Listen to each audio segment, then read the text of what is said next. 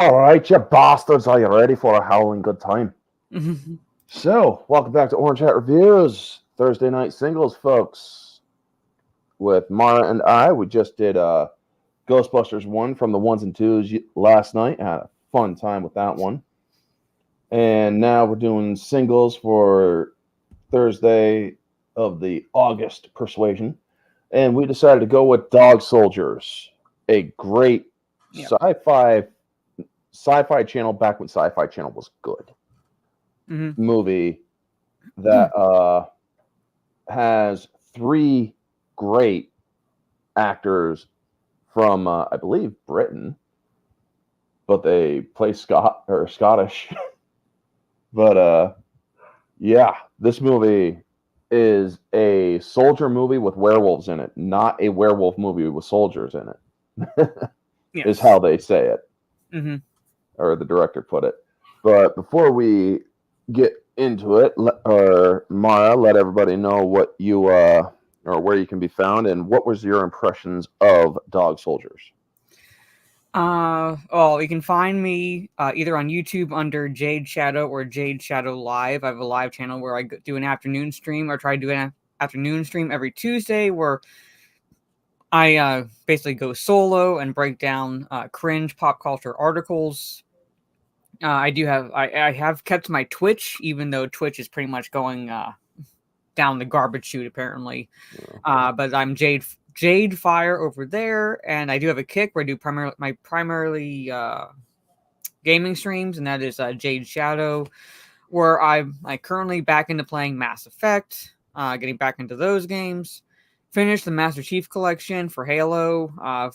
Replayed Spider-Man. Well, I played Spider-Man Remastered, and also played the Miles Morales one just so I get used to that character. And now, basically, uh, figuring out what I'm going to add. Oh, and I do play the Batman games, but Batman Arkham Origins gronked on me, so had to uninstall it and reinstall it and figure out why it was screwing up while I was trying to stream it. Yeah. So I have no idea what. So if I lost all my progress, well, shit happens. I gotta fight Deathstroke again. But yeah, that's where I am with that. If I don't know, I haven't tried opening it back up yet, so I have no idea. Alrighty. And your thoughts on Dog Soldiers when you first saw it? When you first saw it specifically? So when I first saw it specifically, granted, it was years ago. It's a movie from 2002, so it's and it was a sci-fi film, so it really didn't get a lot of replay because unless you had the Sci-Fi Channel or you somehow found it, the chances of you running across it were kind of slim. But I don't want to say that I necessarily didn't gravitate to werewolf films, but I generally preferred vampire ones. But if a werewolf film is good, if it's good, like The Howling, An American Werewolf in London, things like that, I do like it. I do enjoy it and watching it, that whole supernatural angle, pretty much. So I gave this one a go because it combines werewolves and soldiers essentially. Basically, rather contained for the most part, horror film, pretty much, because it was just like a last stand of sorts throughout most of the movie between the soldiers and the werewolves. And I kind of appreciated that, where it took that angle, that perspective. And I loved the dialogue. It has some of the best dialogue in it. One of my favorite characters in this, I can't remember what the actor's name is, but he plays Spoon. Yeah. He's my favorite character in the entire movie. I loved him. He was the right level of crazy for this film. I don't know how that actor played it, but he was perfect. And looking it up right now. One nitpick I have is what happens to the first dog at the beginning of the movie, but then the guy who did it gets his comeuppance later on in the film. Yeah. So, and it's an actor, ironically, that I liked in another movie. So he plays a good character that I like and a bad character. So it's he's shows range. Darren Morfitt is his name. Yeah, but like I said, he was the right level of crazy. Oh, you always have one in the group. I'm a military vet, and there's always one. There's always one. Alrighty. So we are going to now say hi to the chat. We got Gravy D. Good to see you. Hey, Orange Hat and Mara, ready for a howl of a time? Definitely. Make sure y'all tear up that like button. Unleash the Hounds, Riker, 1776. Funny thing, when I saw Riker, it's like I was holding a bicentennial quarter with 1776. So it's like, oh, cool. Hey, Orange Hat and Mara, very underrated movie. Trey Courtney, good to see you. One in the humble. Vanya, good to see you. I wonder what this is about. It's about werewolves and soldiers and pure freaking insanity. Yeah. Like I said, they did their research. They did their research when it came to not only werewolf lore, but actually, well, like just dog's vision in general, which I appreciated, actually. Yeah. Citizen Ronan, hey everyone, fantastic movie with great special effects. That is definitely saying something. I mean, or very true, rather. Soul Assassin, good to see you. Share or smash that like button and share the stream out. Definitely does help. All support is appreciated. And everybody saying hello, hello, hello. Catch the Ghostbusters replay here. Finished that about an hour and a half ago. I was tired and fell asleep. I'll rewatch it. Nice. Jade Shadow's stream is here. Oh, gravy day. God. Mara loves Miles. Oh my god. And Trey is like, Mara's a big Finn fan. Like, if there's any character I wanted to cunt punt, it was her. Oh my god. I was like, I hated her. I despised her character. You aren't kissing in a tree, are you? What? No. It's just it's like she was so insufferable. Just to give you perspective. Yeah, I was talking about Miles. Well, he's like one of those ones where it's like Miles Morales is Miles Morales. Peter Parker is Spider-Man sort of situation. So I'm like, whatever with Miles. But the Finn character, like this female friend he had, she actually rebuked him for lying to her about him being Spider-Man. Meanwhile, she's a terrorist running around the city, destroying, blowing up shit. Yeah, right.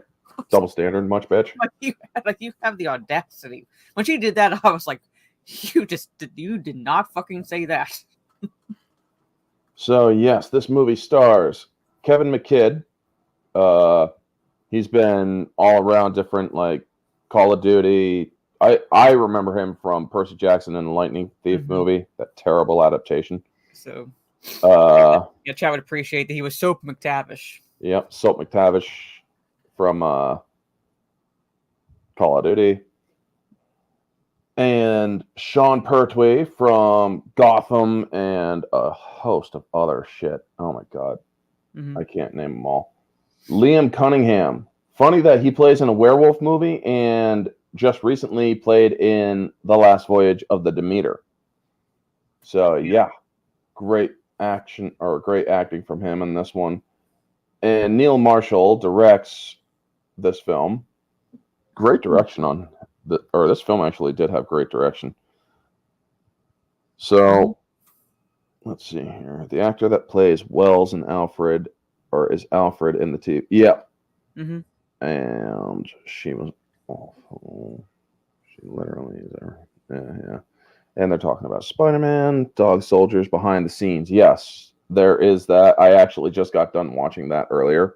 And a funny thing that Liam Cunningham said at the end of this making of featurette and the making of featurette to Last Voyage of the Demeter, which can also be found on YouTube, is he says if a portion part is paraphrased, because he says if a third of the fun we had on this film makes it into the film, it's definitely worth a watch. And in Last Voyage, he's like, if a tenth of the fun we had making this film makes it into the movie, you gotta go to the theaters to watch it. It's that great. So it's kind of a thing that Liam Cunningham does to try to hype up the crowd, which is pretty interesting. So in the Highlands of Scotland, we have a couple campers, and one of them gets a silver letter opener, which is a nice setup for later. Yes. And they're about to get shaggy. So, they're about to shag, rather. But you know what happens in horror movies if you go that route, folks? You get killed. and they didn't even allow them to get to the good stuff. They just opened up the tent, ripped them out, and there you go. Yeah. And then 2 hours earlier, we have in northern Wales, Private Cooper is trying to escape from Spec Ops, and we are introduced to Captain Ryan, who tells him to do one of the most horrifying things ever. Here, shoot the dog. Yeah. And I'm like, and I said the same thing he did. I'm like, I'm sorry, what? Yeah. When I saw this movie back when it came out in Sci-Fi Channel and whatnot, and I'm thinking to myself, you didn't just tell him to shoot that dog. Yeah, that was like you did not just do that. Yeah, and so he tells him, he's like, you're binned. Now they're very much European folks. They use the European slang and whatnot. You're binned, meaning you're done, you're trash, you failed. Yeah. So you toss trash in the bin, binned. Mm-hmm. And he then goes right up to the dog and just blows its brains out. And thank God they don't show it on screen, because that is a very big no-no. You don't show it on screen. Not even they didn't even do it in T2. But yeah, it's like, dude, you are serious, or this dude seriously has no morals. He better die a very horrific death. That's like what I was saying. How he plays in Last Voyage of the Demeter, a character I like, even though I know what the fate of the character is going to be. He plays a likable character, pretty much. He plays a good character, but this character is just like a 180, literally from Last Voyage. I'm like, I hope you get eaten first, you fucker. When he did that, I was like, I hope you get eaten first. Right. And so he fails Cooper, because Cooper was being in a selection process for Spec Ops. Yeah. And it's like, well, all right, then this movie has great pacing. I love how it has great pacing. So 4 weeks later, they cut to that in the Highlands of Scotland, back where that couple was killed. A military unit is dispatched, and it's a military exercise with Cooper's group, but it's Sean Pertwee's Sergeant Wales group, and Cooper just happens to be in it, and they're going up against Spec Ops. Because when Ryan bins him, he's like, basically boots him back to his squad. So his squad was originally under Wells, and he was, I guess, at least trying to get into Spec Ops, but was failed out because he refused to do. Like I said, one of the most heinous things that I think any officer could ask any enlisted to do. You need to, now I understand why he told them to shoot the dog, because apparently they were aware that these things existed. So there's a possibility that he wanted him to get used to following orders without question. Yeah. And which you basically got to do in those kind of squads. I mean, if you fail to follow an order on an actual mission, that could get everybody killed. Mm-hmm. Well, the difference is lawful orders, pretty much. So it's one of those fine lines, and I don't really go into details. But as a military vet, I know like part of the rules of engagement. I don't know about Scotland or the British Isles or anything like that, but there is you are obligated to follow orders, but lawful orders. So you can say no if they overstep their bounds. So technically, all right, while not overstepping their bounds, it was a moral. Yeah, it's thing.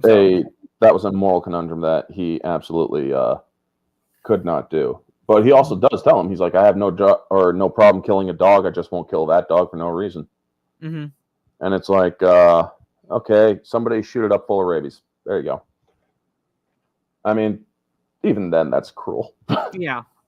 But yeah, basically, orders, folks, go in, kill the enemy. That's a lawful order. Mm-hmm. Go in and slaughter a village. Unlawful order. Yeah. Very much so. Unless that enemy turns out to be werewolves, or that village turns out to be werewolves. Mm-hmm. So the thing, or the yellow tips on their guns basically indicates that they're using blanks. And I'm thinking to myself, that's kind of weird looking. Well, it's part of like it's an exercise basically. Yeah. So it's to because they think they're an exercise with another group, basically the enemy. So it's to it lets the other players know that they are using weapons without live rounds in it. That's why it's colored the way it is. Yeah. So. And so we also hear the tales of the missing people, and Cooper tells the tale of the couple from earlier, and and one of them, Joey, is just really pissed off that he's out doing a training up when all he wants to do is watch the footy game because it's the finals and it's England versus Germany. Yeah. And I love the camaraderie of all of these soldiers, because you actually do get invested in them during this movie. You actually want them to survive. And it's done in such a way that is really good. So we then see that it is, in fact, the Special Forces led by the asshole who shot the dog, Captain Ryan. And, well, unfortunately, he's looking for some soldiers or something out there. He's trying to track them, and his men end up going missing. And I love how they're talking around the fire, and then suddenly a cow just drops in, freaking getting blood everywhere. It's like, okay, so that just happened. I mean, when I was watching this in the middle of the night on my bed, just relaxing. Suddenly, this freaking cow just drops in the middle of them. I'm like, what the fuck, man? And I'm thinking to myself, oh, thank God I didn't have any food. Yeah. It was like out of the blue. So, but well, seemingly out of the blue when it happens. But then, like thinking back on it, like when I was watching the movie again, I was like, it's most likely because, like, when we find out later on details, which we'll get into, pretty much that it's most likely to lure them in a particular direction. And the reason why this scene freaking does a great jump scare like that is because Sean Pertwee is telling a story about Eddie, who said his body his soul belongs to God, but his body belongs to the devil. And he gets this laughing devil tattoo on his ass. And he walked on an anti-tank mine, which blew him to pieces. And he has the audience and his men just hanging on to every word, every freaking syllable, and how he managed to, when you're picking up pieces of your dead friend, and that laughing devil was just perfectly preserved. Yeah.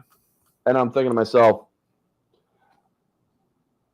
either that is insane luck of the worst sort, or the devil had his back. I have no idea. But that's when the cow drops in right after he is done talking about that, and it's like, holy shit. I love how one of them starts shooting, and it's like the fire blanks you more. Yeah, no, I love like I think that was like, was it Lenny or something? It was Joey.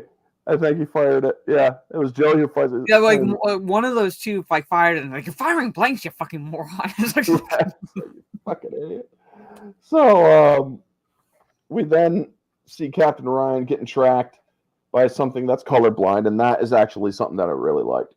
Because that's how dogs see the world. They don't, like, you know, like from what because I used to watch shows about animals when I was a kid, and like, you know, basically the dogs don't see in color, which is why they tend to rely on scent. Yep. So it's from perspective of the werewolves themselves, it's the grayscale. So it's like they actually did their research. That's how it's what I believe how they would see the world once they take on the canine. Yeah, and that kind of it reminded me of a commercial I saw way back in the day when Game Boy and Sega the Sega handheld Sega one was out, and this dog just walks up on both of them, looking back and forth between them, like, and the guy's like, A dog cannot tell you which one is better. Yeah. It was a nice little commercial way back in the day. But yeah, we then see that Captain Ryan gets hit and attacked. Just a spout of blood, so you think he's dead. Mm-hmm. Yeah, the Game Gear. Thank you, Gravy. And yes, follow Mara on X. And Can't believe it's X now. Yeah, Twitter. We'll just fucking call it Twitter. Yeah. Because here's the thing, folks. It still is pretty much, very much Twitter with this new CEO fucking shadow banning and banning everybody. Yeah. I mean, my Patriot account got fucking axed, and I had just freaking blue checked myself there. And it's like, you that fucking... See you next Tuesday. Yeah. But yeah, so they go and find the enemy unit that they were tracking. They're gone. And you see freaking Captain Ryan pop up with a freaking sidearm. He's like, help me. I'm like, no. No. I would have been like, nope. Nope. That's me too, man. I would have been like, nope. Damn integrity would have kicked in. I was like, you fuck. Yeah. God damn it. Hey, I'm in the same boat. It's like, nope, fuck this dude. God damn it. I'll help him. But they see him. He has big freaking 3 huge scratches on his chest. Mm-hmm. And he keeps on saying, there was only supposed to be one. There was only supposed to be one. And everybody's like, what the fuck is this dude saying? And they see tranq darts, and they're guessing it's a covert mission, nets, and all sorts of stuff. Well, training exercise is over, people. Get your live rounds out and prepare for battle. Well, yeah. And they also feel like the guns haven't been fired, which tells them that whatever attacked Ryan's squad, whatever attacked his men, was very quick. Caught them all before they even had a chance to fire a shot. Yeah, it's like, you guys dealing with a predator or something? Yeah. Well, they are, technically. Just not that kind of predator. Yeah. So they're heading out through the woods double time, and one of them they run into one of the werewolves, and it's chasing him around, and he runs square into a freaking branch that he impales himself on. I'm like, damn, dude. What was that freaking snowman's name in that Frozen movie? Olaf, yeah. Dude, Olaf himself. Yeah, there's also, have you seen Tucker and Dale versus Evil? I think so. That's how one of the kids dies because he's running away and he's not paying attention. Yeah. And he gets impaled by same thing. Yeah.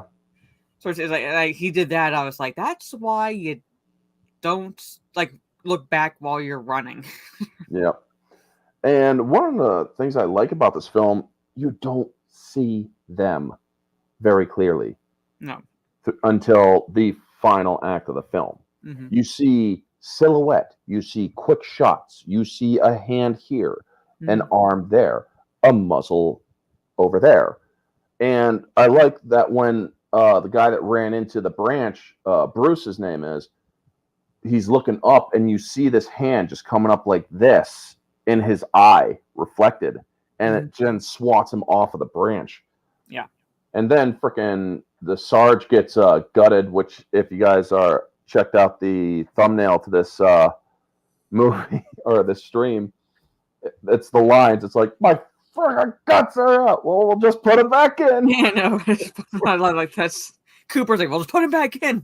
Yeah, it's like, and Cooper's trying to push him back in too, and it's like, oh my god, dude, guys, folks, his guts were out. You see intestine, and that's not, and you think that's the worst of it, folks. No, it gets fucking hilarious when they get to the shack because that fucking dog gets hungry. And it's like, oh god, yeah. I mean, I'm thinking to myself, how is that dog, or how is his freaking intestine stretching like that? Oh my god! Yeah, that's it. They're trying to like fight off the werewolves, and like the dog's going after the sergeant. Right, and they keep on firing and hitting these things. You can actually hear the wolves yelping and stuff. And also, there's a shot with a wolf's POV where they're going after him and they're shooting. You can actually see the bullets whizzing by the wolf or the wolf's view, which is pretty cool. And I'm thinking to myself, that's cool. These things can see in such a way that they can actually track the bullets. And one thing we kind of skipped is that, how they make it to this house is they come across this woman. Yep. And she's driving her Jeep. And we'll go into a little, her character also a little bit later, but she says that, that she had heard shots and she was driving. So, oh, you're lucky that I found you, sort of a situation. Mm-hmm. And then they get to that house. And then she says something later on, and I was like to the captain, I was like, you said something else earlier. Right. So. And the plot, I don't want to say the plot itself is predictable, but you can kind of figure out what the little twist is going to be. Mm-hmm. It's not exactly a stretch, but it's not a bad thing necessarily. But there is a question to be raised about her before we get, or when we get to that reveal. Mm-hmm. So, let's see here. Keep saying POVs. Megan, smaller reveals. I like how the freaking wolf gets up and he's like, reverse forward, trying to shake the damn wolf off, and they end up stabbing the damn thing through the arm, and finally getting away. And let's see here. So they get into this abandoned house, and I'm thinking to myself, why is this house abandoned? Either the wolves killed them, or yeah, I was gonna say the fact that they're when Cooper said there's no basically no. I don't know if he said it or indicated there was no blood. I was like, okay, I know where this is going. So there is a sequel to this movie. I just don't think it is, or it is still currently in limbo. It's a Dog Soldiers, and it has a subtitle to it. Let me see if I can. Dog Soldiers. There's a film series. Fresh Meat apparently is the other one. Yeah. Was planned sequel to Dog Soldiers. It was first announced in 2004 and said it would begin shooting. What happened to the Dog Soldiers? Describes the porcupine. Well, I have no idea what that means. But yeah, it was going to be called Dog Soldiers Fresh Meat. And unfortunately, I don't think it ever got made. I mean, I guess it did. Unless it was made but not released here. Yeah. No. I'm not seeing it. Because I'd have to look it up. I mean, they're saying apparently they put the Fresh Meat subtitle on the first one. That's interesting. But yeah, they get into the place. They're noticing that there's activity outside, so they're starting to barricade, and they're telling everybody 3-round bursts. For Christ's sake. Yeah, because at one point they start basically just blasting and Cooper, because they only have so many rounds, and Cooper's 3-round bursts. I can't do the accent. 3-round bursts. I can't either. Typically, that's how you're supposed to do it to conserve ammo. So go semi, not full. Yeah.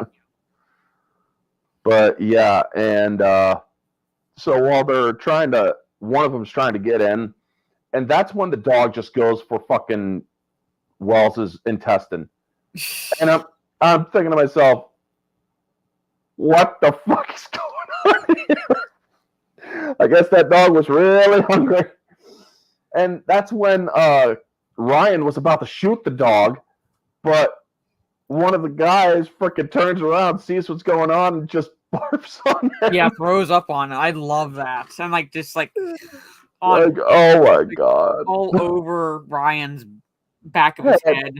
Yeah, it's that was that's just fucking brilliant, isn't it? Yeah. He's like, you gotta live. Yeah, upstairs into the hall.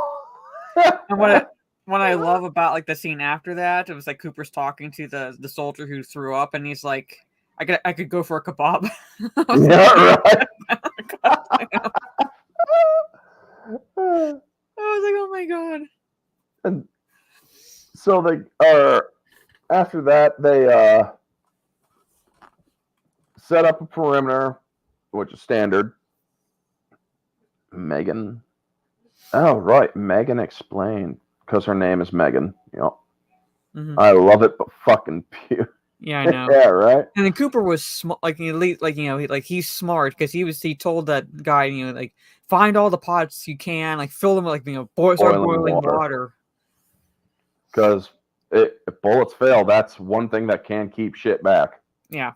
You throw hot or boiling water in somebody's face, folks, chances are you're going to stop them from coming at you for a bit. It's going to sting like a fucker. I had my hands scalded once a little bit by hot water. I don't have a scar anymore, but it was when I was younger. I got a little scalded. But let's see here. Oh yeah, when they have to go up and patch up the Sarge, and he's yelling at Cooper. He's like, "Cooper, knock me out!" I love that. And then he just, "Oh, you fucking pussy!" "Oh, you fucking pussy!" What? I love that scene.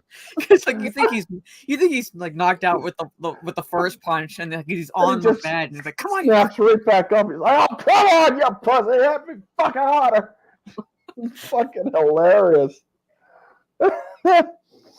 And let's see here. But yeah, and so they finally get him knocked out, and because at this point he is full on fucking delirious because they're trying to push in his guts, and they learn about we learn about super glue, folks. It was made during Vietnam, and there's a reason why it sticks so well to organic compounds like skin. Yes. Because it was actually made as a medical adhesive. A very powerful medical adhesive. Yes. So, hey, the more you know. Wells is probably my favorite character. Spoon is my favorite. Spoon is we're Spoon. Well, I do not want to say that. I pretty much love all the characters. Like, I love, I love Spoon, Cooper, Joey, Wells. But Spoon with the level of crazy that I just love. Like when he's like he finds the sword and he's like twirling it around in the room. Right. And Cooper comes in like, "You cut your arm off with that," or something like that. And I love how when when the wolves are trying to get in, one of them puts their hand through the mail slot, and Spoon's trying to knock some nails in, but then the thing comes in, and he's like,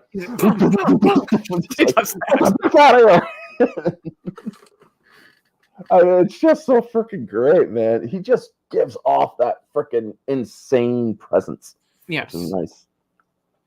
Yeah. So, yeah. Let's see here. Questioning the captain, or Megan explains the werewolves. They're like, "What? You what?" Yes. Which is... she calls them like lycanthropes, which is the technical term for... That's werewolf for you and I, folks. That's actually a line that's like, so what are they? Lycanthropes. What? You and I. Yes. Werewolves to you and I. Now, for those of you who don't know, when somebody from England or from Scotland or one of the Gaelic areas says, "You what?" it means, what are you talking about? But yeah. That's why in what are those fucking underworld movies? They're called lichens. Yeah, lichens. I like the underworld movies up to a point. The trilogy is the best, but the other two are tolerable to a degree. They got into the mystical even too element. weird for me. So like they went mystical on the last two, and it's like they already. Oops. Yeah. Must have clicked something. Invite guests. I didn't click anything to invite guests. God damn it. Stop being an idiot, Streamyard. And then they decide to question the captain, like, "Why are you here, man? And earlier you were on death's door. So why are you talking like you're not even injured, man? So let's take a look at that wound." And, well, the captain's not having that. He pulls a sidearm. She belts or pans him. And so they open it up. Well, his wound is just a scar now.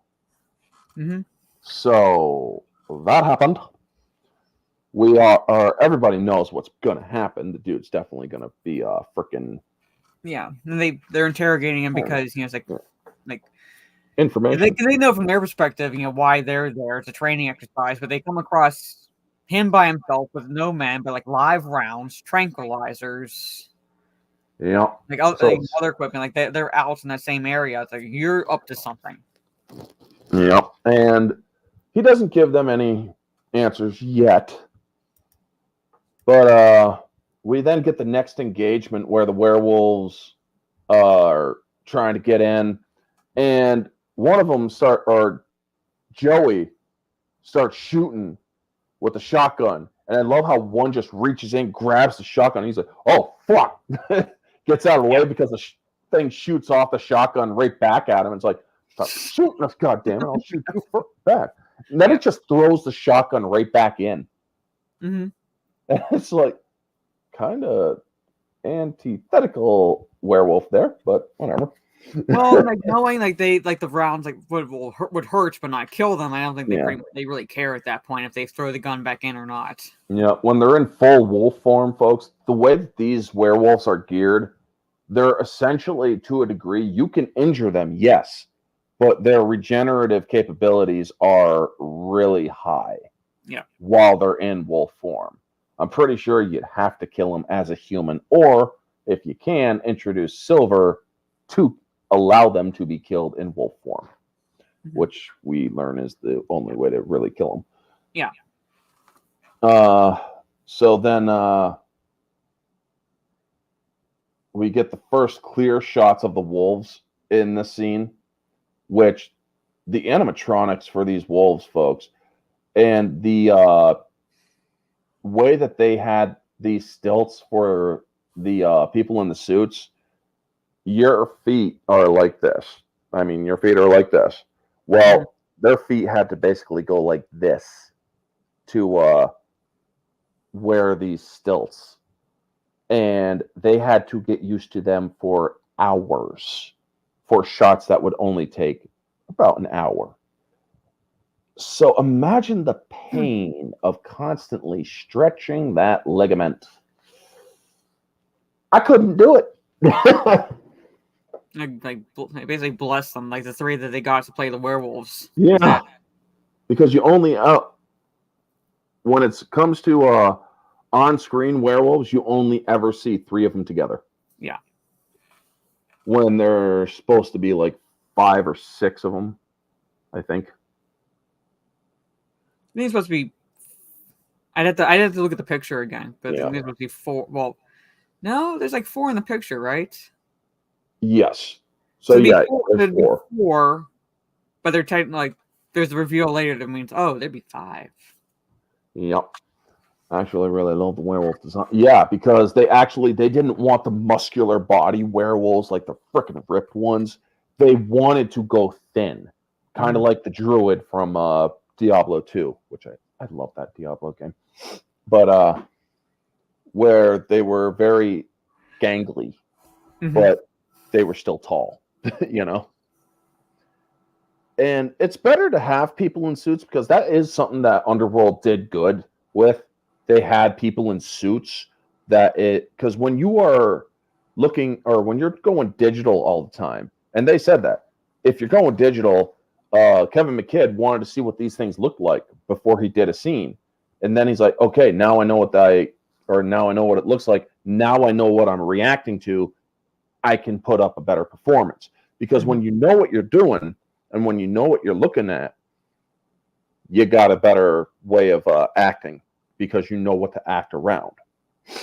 So yes, practical effects worked great in this film. And there is CGI in this film, folks. There is CGI, but you would never guess what it is. It's not a werewolf running around. It's not anything like that. It's their drool. It's their dripping blood from their snarling mouths and whatnot. That's CGI. That's some of the best fucking CGI I've ever seen in the early 2000s era. So yeah. Well, it makes sense because it's something that you can fix later on and not have to worry about like something getting messed up in the scene and worrying about making sure that there's the same amount of drool or blood, or having to keep reapplying it. And I am just curious here. Dog soldiers, 2.3 million GBP. I'm guessing that means Great Britain pounds. So, yeah. So that'd be about double equivalent to US dollars, roughly, I think. 2.3 million. I think that's almost 5 million. GBP to USD. 2.3 million pounds sterling would be 2.9 or 2,933,006 US dollars. That's so not just under 3 million. All right. So back then, it must have been like the value to the dollar must be closer now. Yeah. Because for a while, the value of the dollar, we were like almost double them. Mm-hmm. So, yeah, that's now because that metric was done now. Yeah. So, yeah. So I think back in the early 2000s, it would have been equivalent to about double. So it would have been almost like like double for USD. But anyway, it's Yeah. So we then see that the first engagement is clear. They held him off. And Terry had to fucking open his mouth. Fuck it, dogs and whatnot. Like a nice little mock of them. Well, reach in, pull him out, and there goes Terry. Yeah, there goes Terry. And he'll never get his kebab. Yep. Poor bastard.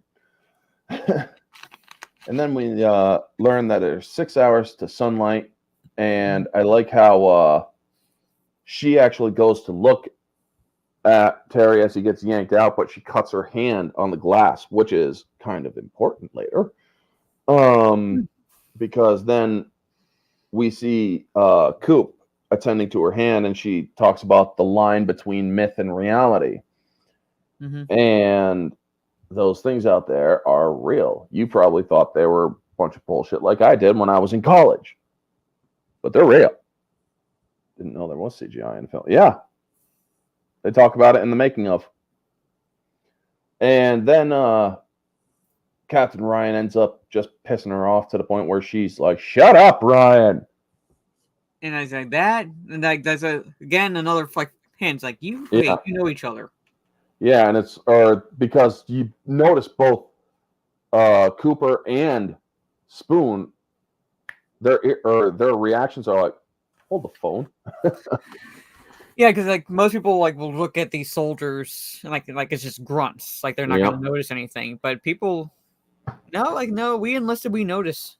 Oh yeah, we notice. You're trained to notice. Well, yeah. Some are, and some are just trained to do other shit. So when she said that, I was like, start talking. Yep, that would basically. It's like, huh? Now you addressed him by his name. You heard his name earlier, sure. Yeah, but that's the familiarity there, right? Like, a level of familiarity there that's like now we're just like discovering pretty much. Versus if she just said "shut up," like which is what I would have done if I didn't like know the person, even if I knew their name, I would have just said "shut up." Yep. But she said "shut up, Ryan." It's like she's almost ordering him. Yep. To be quiet. And so we learned that she was seconded. Mm-hmm. To be an advisor to Ryan's team the first time out. So she was the expert, so to speak. And it's like, oh. And after that, they're like, what's the damage, Spoon? And he goes over the ammo count and whatnot. And then we get the scene where she's looking out at the werewolves. Yeah. And there was also the Jeep, or the Jeep was also out there because they were going to make a run for it. And I like how Spoon and Cooper out there, and they light a flare, and they're all out there. The wolves are all out there looking at him. He's like, "Don't move. Don't stare back. I can't help it." Yeah, I know. back in the car. Because we didn't talk about this earlier. They ended up destroying her Jeep, but they do it because they kind of like. First off, there's no way that they could have taken the Jeep because the werewolves had pretty much destroyed it. Yeah, they ripped and he destroyed it further to keep them distract, to keep the werewolves at bay, so they could get back into the house. Pretty much because they were basically there was another one on the other side of the Jeep, basically like, okay, I'm about to slaughter you boys now. Yeah. Then it's like, yeah, fuck you, boom, small short burst near the gas, and there you go. Yeah. And it's like, that was my car. Yes. Yeah, it was a very noble one too, ma'am. Yeah. So, let's see here. They have to. There's another vehicle in the shed out there. Mm-hmm. Bigger sheds. They have very big sheds in Scotland, folks. Wood sheds and whatnot. Probably would be equivalent to the size of a carriage house here or something, but yeah. But they call it a shed. Yep. And so Spoon and Joe's going to hotwire. Yep. Joe's going to hotwire. Distraction, so they. And I love that we need something loud and something good, fast and loud. And I just love how they all look at Spoon, and Spoon's like, "What? What?" Like, yeah, you're going out there. Yeah. I mean, that's why I love Spoon. They're like, fast and loud, and like they just all just look at Spoon. Yeah. Right. All right, you bastards, come and have a go if you think you're hard enough. I mean, that is so freaking great, and they take the bait. They go after him. It's like, oh, you'll see hard. We'll make you a bitch. Yeah. So I just love that because I turned it into a freaking gif. Come and have a go if you think you're hard enough. And then I also did the come on, where he's holding up the flare. Yeah. Gosh, those were two of the biggest things in the trailers when I saw them back in the day. When he's like, come on! And then he's just like running like a freaking Olympian. Well, Jerry, Joey, yeah. Shed. He gets into the shed, gets into the vehicle, turns on the light, and he sees a werewolf eating Joe or Terry. Yeah. And Terry's like reaching out, like, help me. And the wolf's like, yeah, I'm gonna go back and I'm gonna do something to you that is just makes you wanna get really angry. Rips into the neck a little bit more, pulls off the head, throws it at him. I'm thinking to myself, that's malicious. That's a level of taunting, pretty much. It just chucks the head at the vehicle, it doesn't bother dropping Terry or anything like that because it sees another prey in its eyes. No, it knows. It's intelligence. It's not just like a mind. Like, people think like werewolves are mindless. Werewolf lore that they become mindless and things like that. Like, no, they can think. Because they're still humans. They're still humans deep down, pretty much. So it's looking at this going, I'm going to piss you off. Yeah, I'm going to rile you up. Make you make a mistake. Yeah. And then they really didn't hold back on the gore on this one because when Joey finally fights it, because there's one in the truck with him, and he's like, he went out fighting. He's like, you're behind me, aren't you? And he turns around and even tries to fight. I'll freaking fight it out of you. Yeah. Well, that's the end of Joey. But man, dude, the plan almost works. They get the vehicle backed up to him, and they open up the back end. It just gouts of blood just pour out of the back end. And I'm thinking to myself, how much blood did they have? And because you see this wolf just ripping into him, and then it's the Sarge is finally awake, and he blasts that one out, which is nice. Mm-hmm. And let's see here. We then have another small reprieve, and it's the piano scene where we gotta freaking calm down. So we get this nice little piano scene where I believe it's Claire de Lune that's being played. It was the for those of you in the chat, it was the same tune that was played in the first teaser of Godzilla King of the Monsters. It was that one. And I'm thinking to myself, nice tune. Yeah. You got the wolves howling outside because it's like, you suck at playing the piano. I mean, it's like, oh my God, we got to shut her up. Just start howling. Yes. And so they start looking for anything, man. So Ryan is pressed for the truth.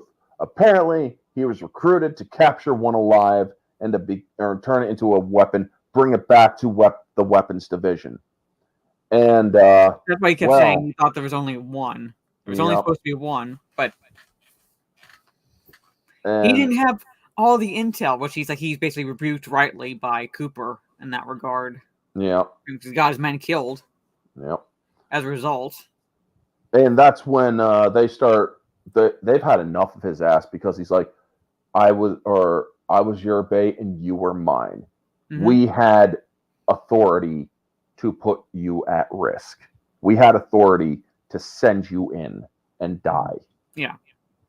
You were just the bait. Mm-hmm. Well, they had enough of that shit and they start beating on him until they stand him up and his eyes are now suddenly yellow.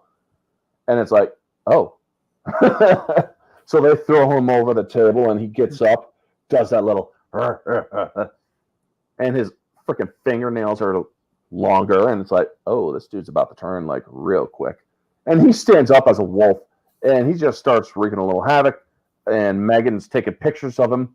And it's like, yeah, good that you guys got the photographic evidence. Hey, Elena, good to see you. And that's like the only thing about werewolf lore. It's like technically he wouldn't have turned until I think the next full moon. Yeah. But it's one of those things where it's like I'm fine overlooking that because like technically the full moon lasts over 3 days, so I'm like, okay, I can overlook that a little bit because it's still technically the full moon. So yep. On a technicality, I'm fine with it. Yeah. And then we get the sword plunged through his back, which sticks in his back while he escapes. He just busts out one of the windows. Yeah. And it's like, damn, that was a good sword. Yeah. So he escapes, and Megan suggests, or they're all looking for a bunch of silver, anything to help fight these things, you know? And then she's like, or you also notice that during some of the dialogue scenes, she's actually defending these people. These are good, kind people. More's the pity. Why?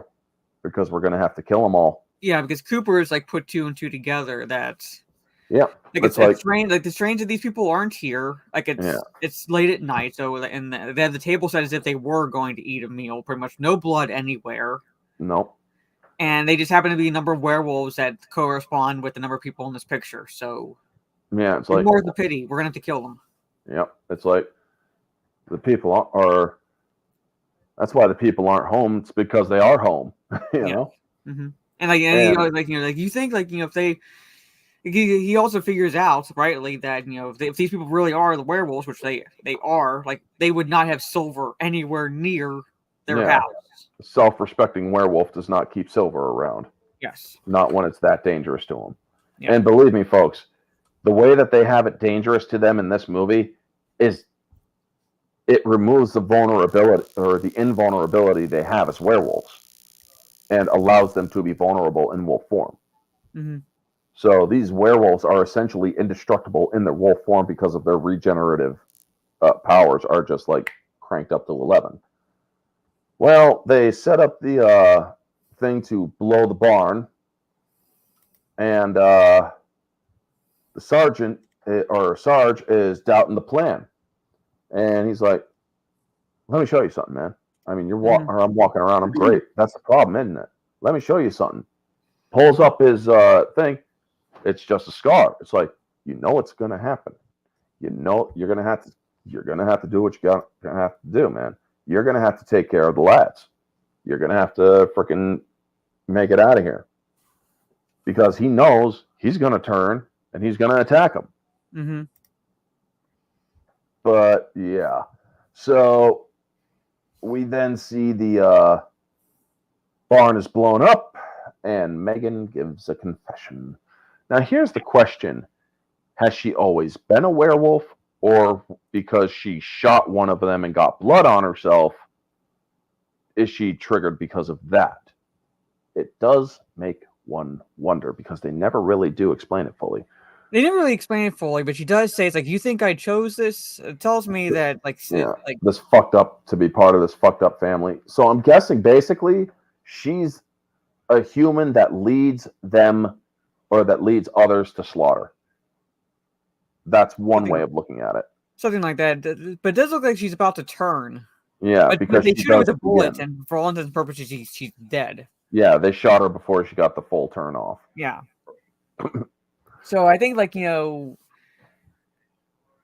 think they're all bitches, but I'm the real thing. And it's that time of the month. I love how she puts that in there. Yeah. And it's like, really, it's that time of the month, isn't it, for you? I don't think she... See, the thing is, she didn't turn. So it's like... She began to. It's one of those weird things where it's like, if she was always one, then she, like, controlled it very well. Yeah. The first night, like, the first couple nights, at least. And I love how Cooper puts it all together. He's like, there's no house in the next glen, is there? Nope. And there were no werewolves in the barn. Not one. And the reason why you're not in these photos is because you took them. Yeah. So he puts it all together because he is kind of getting sweet on her. I mean, they do kind of have that little bit of the in there. And well, she's like, I just let him in. And you see the werewolves coming up behind her when she starts to turn. And there's also a little bit more digital there, because it shows her eyes going from blue to gold. Yeah. But the Sarge has had enough of this shit. He just puts one right in her freaking brain pan. And the werewolves are like, oh shit, you bastard, you just shot our female. Yeah. So did you notice how more ferocious they became after that? I mean, it's not lost on me. These things were going full gung-ho on them. Yeah. He goes out like... Soul says maybe she's a pack leader. Even then, like, she controlled it very well. But she might have been the alpha female, because she says she went through the hierarchy of wolves, pretty much. Like, there's always this, and there's, like, these. So she could have been the alpha female. Well, basically, you wouldn't want, or if you're a werewolf, you don't want to be changing in the middle of your house. Because I'm guessing the change is very painful, as it very clearly depicts in these films. Yeah. Or in this film. I mean, these people are essentially, folks, the way that it's basically described how lycanthropes change, your bones are breaking as they stretch, your ribs are cracking, your body is stretching, your skin is peeling. That's painful. So, yeah, I mean, in every movie I have seen with werewolves, well, almost everyone, it looks like a very painful thing. The first transformation is always painful. I mean, or have you ever seen the Vampire Diaries? No, not the Vampire Diaries, but I've seen other werewolf films. So yeah, well, the Vampire Diaries has werewolves in them, where these werewolves absolutely hate it when full moons come around, because their bones are breaking and whatnot whenever they change. So yeah. They also have to tie themselves or chain themselves up in order to make it so they don't get loose and kill somebody. Also, like the rule in there of how you become a werewolf. You got to have the gene, but you also got to kill somebody to trigger it, which was interesting. But back to this movie, we get the last stand where Spoon is stuck in the kitchen, barricaded in the kitchen, and Sarge and Coop ran up the stairs. I love that scene where you see the wolf coming through the smoke from the flashbang, just running at him. That was so freaking great. Yeah. And Sarge is in the car seat, as he calls it. I'm in the car seat! And which is basically the shitter, folks. And Coop is in another one. I mean, it's like, you're in a toilet room. He's in a toilet room. I'm guessing they separated the toilet and the sink in different rooms because he pulls apart a sink and jams it right into one of their heads. Yeah, I don't know how I don't know how they make the bathrooms over there, pretty much. Yeah. So. And so then they stab their way into another room. And I love how it's like as soon as he stops, that door is pushed open because he's using an aerosol can to frickin' blowtorch these fuckers to keep them out. And he's like, I'm running out of juice here. Yeah. And the second that he moves to go into the other room, that door opens and they're through and going after him. So when he gets through the hole, there's the werewolf. I mean, you're not getting much time to get away here. No.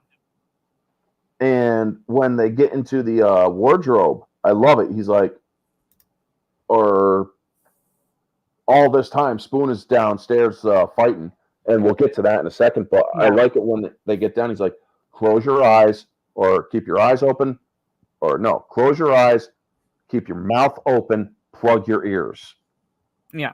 Because they're shooting a gun in a very enclosed space. There's a lot of pressure, folks, in that area. Mm-hmm. And I like that. So Spoon is going hand to hand with a freaking werewolf. That's why I love it, like his character, because he literally runs out of bullets. So he's like, fuck this, and actually goes hand to hand, like actually starts punching the werewolf. He kicks one of their damn teeth right out, and it goes right into the freaking. It's like boom. It's like boss. Yes. And I love it. Or he starts panning the werewolf. He starts stabbing the werewolf and stuff. He's going ballistic and just full on crazy.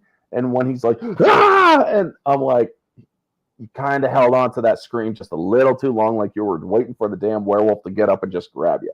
Yeah. Which it does. And he's like, I hope I give you the fucking shits, you wimp. I love that. Like, and he knows he's going to die, but they just go out cursing them pretty much. Yeah, and the two werewolves are eating up Spoon, and the dog is just looking at it. And then you see one of the wolves looking at the dog, and it's like, you're not going to eat that dog, right?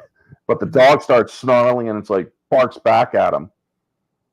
Well, again, like it says, this is like where werewolf lore, like they are humans in wolf form. So, and if this dog is their dog, they're going to recognize it. Yep. Well, I love how the dog does start snarling and then starts backing up and barking at him. It's like, get the fuck away from me. I'm your dog. God damn it. Yeah, pretty much. But, so, yeah. I hope I give you the shit, you fucking whip. And then spits at it, and it's like, oh, I'm going to fucking eat your ass now, boy. But, yeah. So when they finally shoot themselves down, they're like, where's Spoon? And they Sergeant gave Spoon his watch because Spoon left his watch back at the barracks. He's like, there is no Spoon. And I'm like, Matrix. Yeah. And it just sucks when Spoon is dead, man. He's like, one of those movies where only one or none is going to be making it out alive, but at the same time, it's like, I wanted him to be one of the ones that made it out, but and then alas, no. So Sarge tells Coop, you gotta live, get your ass down in the basement right now, man.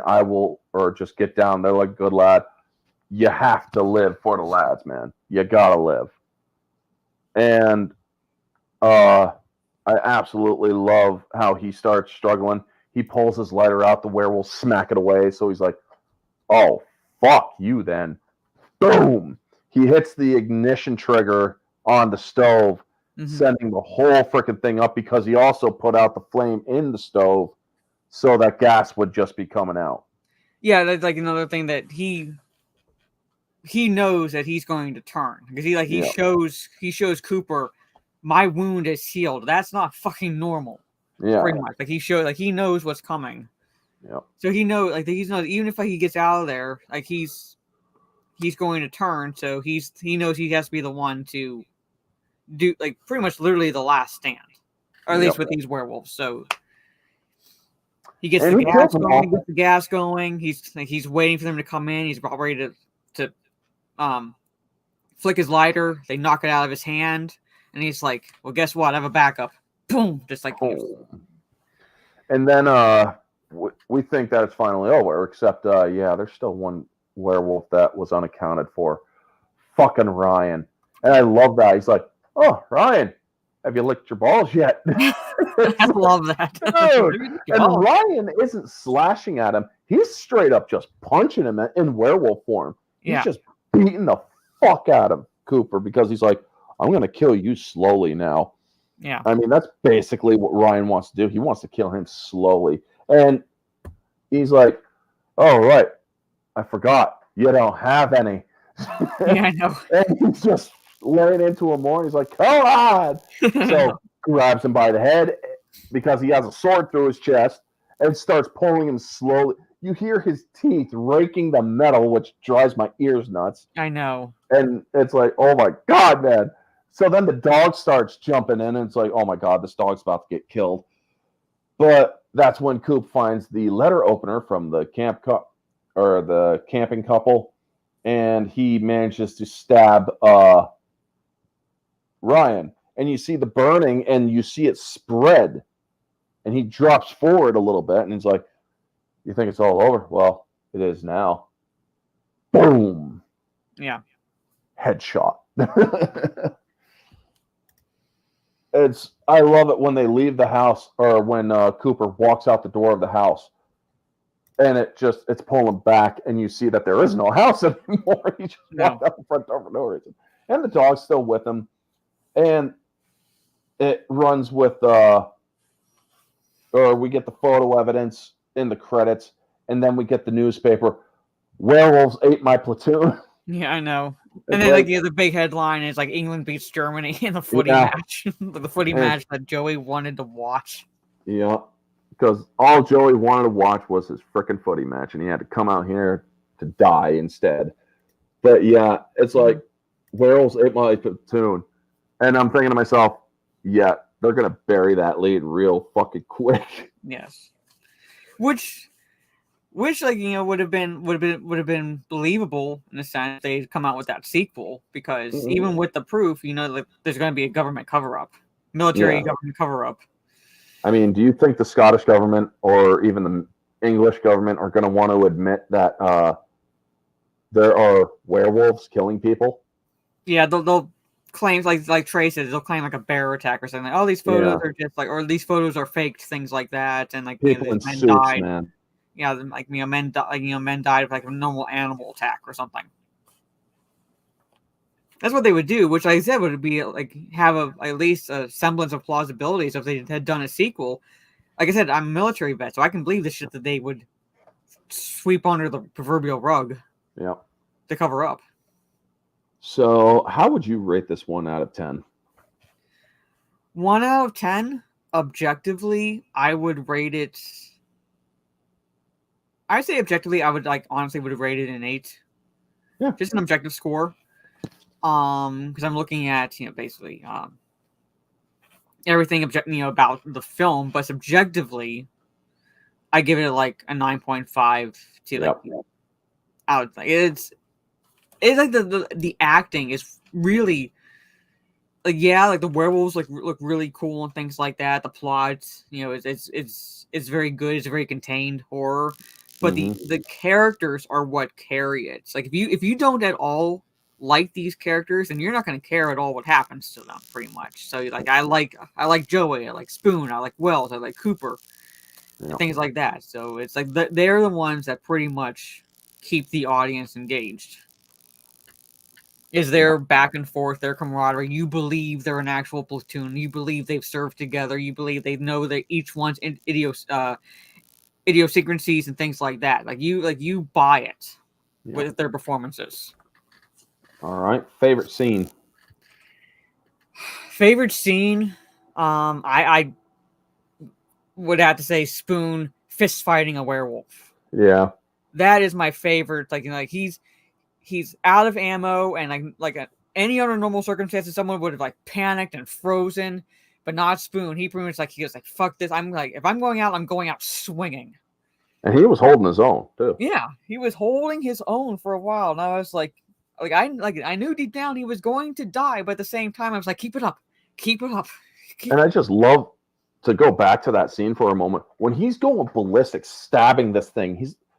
There's blood flying everywhere, and then this thing is like, okay, it like sits up, just sits up and gets right in his face, and it's like, oh shit. Yep. It's like, is that all you got? Yeah, but that whole scene where it's Spoon versus the werewolf, I love. It really is great. So objectively, I agree. It is around, or it's an 8 out of 10, solid 8. Subjectively, 9 to 9.5. I agree. I mean, objectively, you do got some things that are just out there, folks, like a dog freaking pulling an intestine that stretches out. So oh god. I'm like, oh my god. As fucked up as it is, that's still very much weird. Yeah. You also got you do have the quick cuts, which works. But once you finally start seeing these things, you don't want to keep having the quick cuts.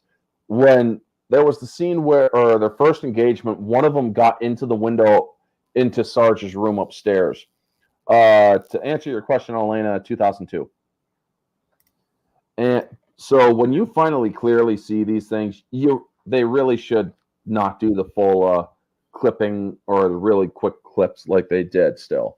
Mm-hmm. But still, the movie is very good. Moviegoer, this movie's a 10 out of 10.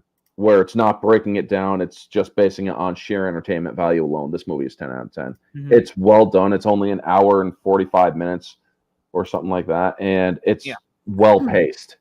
It's fast. It's quick. It gets to the point like freaking 20 minutes in. So yeah, like I said, like, they did their research with not only werewolf lore, but they're like, they had at least the foresight to go, okay, if we're going to show it from the perspective of these werewolves, to know how dogs see the world, because the title of the movie is Dog Soldiers. So, and dogs see the world by black and white, which is why they rely on scent. So when you're from the perspective of the werewolves themselves, it's black and white. Yep. So it differentiates that, and I appreciated that little thing that people don't really think about, but at the same time, it's like it helps the audience. Okay, someone's looking at Ryan. That's not, and it's from the black and white perspective, so that means it's not normal. Yeah.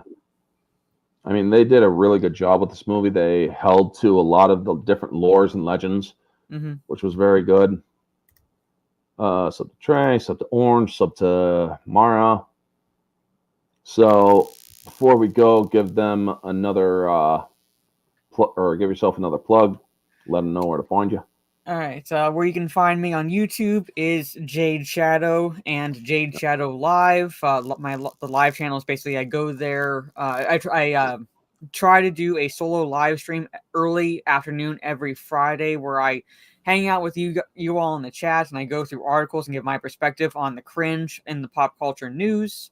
And I generally do that around noon Eastern time frame. So about an hour and a half later, I jump onto my Kick, which is also Jade Shadow, which is where I primarily do my gaming streams now. I'll be most likely be playing Mass Effect tomorrow afternoon for about a couple hours, so come hang out then. Playing the first Mass Effect game. And I do still have my Twitch, so about a couple of days during the week, I do tend to jump on Twitch and play games. Normally I play the Batman games on Tuesday, but I had to fix Batman Origin, so hopefully I fixed it so I can play it again on Tuesday. But yeah, I play Mass Effect, Halo multiplayer, Batman Origins. I finished the Miles Morales game. I finished the Spider-Man remastered game in preparation for October. I have this Warhammer Space Marine game and so forth. I also I think the Texas Chainsaw Massacre game is coming out tomorrow or close to it. So yeah, I do have basically variety gaming. So. And I'm on his channel for singles 2 Thursdays out of the month, where next week we'll be talking Lost Boys. So figured it'd be appropriate follow-up essentially to Dog Soldiers. Yep. And while it is true that Lost Boys is technically now a trilogy, I prefer just the first one because I have all three, but we will stick it as a single because that first one is iconic. So as for me, folks, you can find me here. You can find me or I believe I put it in the, or no, I don't think I put it in the description, but all of my, or if you watch my videos, my description has all my socials in the descriptions of those videos. You can catch me or on Tuesday nights, I'm on the Barroom Podcast on Society Reviews channel where we talk about all the different insanity going into Hollywood. We just did one talking about Rachel Zegler and all other different topics. And Tuesdays, I got the mystery reviews. However, because of a week late, I'm thinking next week's Tuesday and Wednesday afternoons, I will be doing a mystery reviews for each. So both the 22nd and 23rd, I will be doing a mystery review for the cop movies for this month. And then Tuesdays will go to Tuesday theme streams in September, where I will be covering Batman films, ones that I thought were quite enjoyable and ones that I were very quite fond of. Also, Mondays are Monday Mayhem, where I do a 30-minute review of the Sharknado films. I'm up to the fourth one, The Fourth Awakens. It's like, oh God, what could you possibly do in this one to make it even crazier?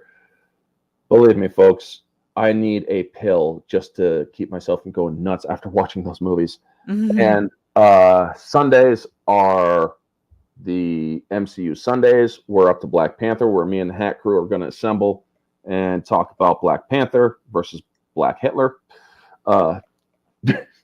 Yes, I went there. So yeah, other than that, let's say thank you to everybody in the chat. We had Gravy D, Riker1776, Vanya, Trey Courtney, Citizen Ronan, Soul Assassin, Gravy D. Let's see here. Who else? Elena Na. And Hoobadoo. Trey Courtney, Gravy D. Just going through the chat, folks, because I do like to thank all of them. Elena and Vanya. I believe that is everyone that was in the chat. So, yep, that is everyone. Thank you so much for tuning in. Y'all have a wonderful night. And Watchman's Channel of Despair, thank you for coming in. Orange Hat and Mary Jade. I think he meant, not Jane. But agree on about the Lost Boys. Take care, everybody. Thank you all so much. And if you're catching this on the replay, smash that like, leave a comment down below. What was your favorite part of this film and whatnot? Anyway, this has been Orange Hat and Mara. Have a good night and stay humble. See ya.